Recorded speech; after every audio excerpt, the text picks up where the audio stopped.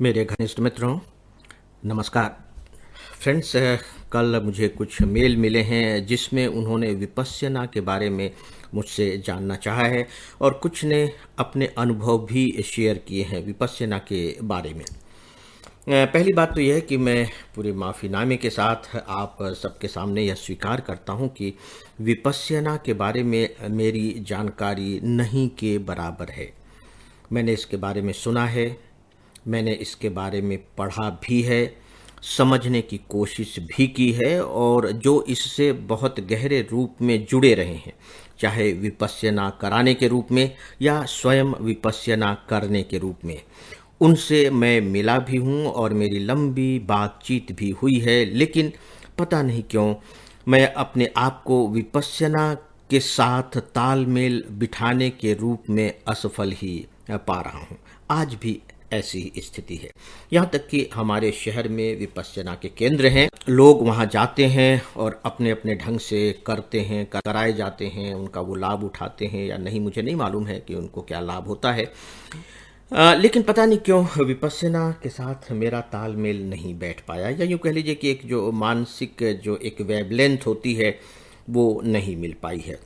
इसीलिए मैं अपने लेवल पर तो कह सकता हूँ कि मैं खासकर इसका अभ्यास करने वालों में शामिल नहीं हूँ। लेकिन अगर आपको ठीक लगता है तो आप इसके बारे में दूसरों से पूछें और इसके बारे बाद कोई निर्णय लें। मैं अपनी ओर से कुछ भी कहने की स्थिति में नहीं हूँ। इसी के साथ ही कुछ और मेल्स भी मिले हैं। मुझे लगता है कि चूंकि हम लोग योग और योग के बाद अब ध्यान पर बात कर रहे हैं, तो इसके व्यावहारिक पक्ष को थोड़ा और आगे बढ़ाते हैं। देखिए, कल मैंने आपसे एक क्लासिकल और फोक की बात की थी कि एक शास्त्रीय पक्ष होता है, दूसरा जीवन का पक्ष होता है, लोक जीवन का पक्ष होता है।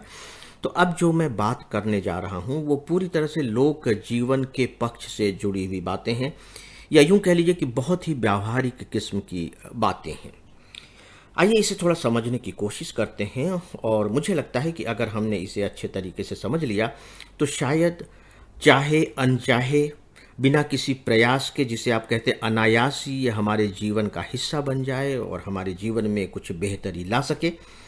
केवल इसी छोटे से उद्देश्य के को आधार बनाकर मैं आपसे कुछ बातें शेयर करने जा रहा हूँ। कभी कभी सच पूछे तो जब मैं सोचता हूँ तो मुझे ऐसा लगता है कि हम जन्मजात तो योगी ही थे। क्या ऐसा नहीं था? मतलब हमारा जो जन्म हुआ है एक योगी के रूप में ही हुआ है। योगी का अर्थ क्या है ये मैं आप लोगों को बता चुका हूं। मेरे लिए योग का अर्थ सिर्फ जोड़ से है, और जोड़ का अर्थ है कि आप जहां हैं बस वहां हैं, आपका दिमाग भटक नहीं रहा है। और इसी को पतंजलि जी ने कहा कि चित्त की वृत्ति को अगर आप रोक लेते हैं, उसकी वृत्ति क्या है कि वो इधर उधर भागना, यदि आप उसे कंट्रोल कर लेते हैं तो बस यही योग है। और इनफैक्ट ध्यान में भी यही कराया जाता है कि हमारा दिमाग इधर सोच रहा है, उधर सोच रहा है, उसी समय पता नहीं कहाँ कहाँ जा रहा है, तो उसको कैसे हम एक बिंदु पर टिका सकें। सोचने को हम बंद नहीं कर सकते, बिल्कुल शून्य की स्थिति हम नहीं ला सकते। मुझे नहीं मालूम कि हठ योग या कुछ बहुत ऊंची जो स्थिति होती है वहाँ कुछ ऐसा हो जाता हो, लेकिन मस्तिष्क को बिल्कुल विचार शून्य हम कर सकें, पता नहीं ये स्थिति आती होगी कि नहीं आती होगी, लेकिन बहुत ही शायद बहुत कठिन स्थिति होगी। हाँ, हम ये जरूर स्थिति ला सकते हैं कि हमारा जो दिमाग है वो कम से कम सोचे, और अगर एक ही बात पर टिक जाए तो फिर कहना ही क्या है। दोस्तों, मैंने कहा कि हम जन्म से ही योगी थे। इस पर आप थोड़ा सा सोचें, विचार करें, प्लीज सोचें। और कैसे आप इस पर सोच सकते हैं, इसके लिए कौन लैब का काम करेगा, यानी कि प्रयोगशाला का काम करेगा। तो आप किसी छोटे से बच्चे को देखिए, किसी बच्चे को देखिए और उसे ऑब्जर्व कीजिए, माइन्यूटली ऑब्जर्व कीजिए। ध्यान से देखेंगे तभी बात बनेगी। ऐसे नहीं कि बस वो घूम रहा है, खेल रहा है, आपने देख लिया।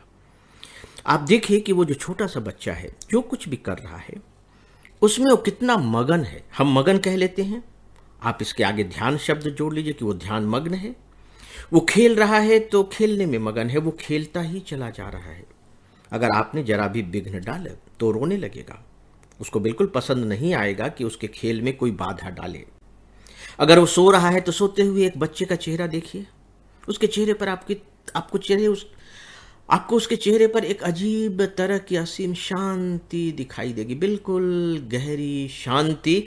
और उसकी जो सांस है वो उठ रही है, गिर रही है, उठ रही है, गिर रही है। यानी कि वह बच्चा जब सो रहा है तो सो रहा है, उसके दिमाग में कुछ नहीं चल रहा है, और अगर चल भी रहा हो तो उसको कोई फर्क नहीं पड़ रहा है, उसके सोने में कोई दखल नहीं हो रही है। वो अगर भोजन कर रहा है, वो अगर दूध पी रहा है, वो जो कुछ भी कर रहा है बस वही कुछ कर रहा है। क्या ऐसा नहीं है? और अगर ऐसा है तो क्या हमें इस बात को स्वीकार करने में कोई दिक्कत होनी चाहिए कि हम भी तो कभी ऐसे ही रहे होंगे, हम भी कभी न कभी तो बच्चे ही रहे होंगे ना।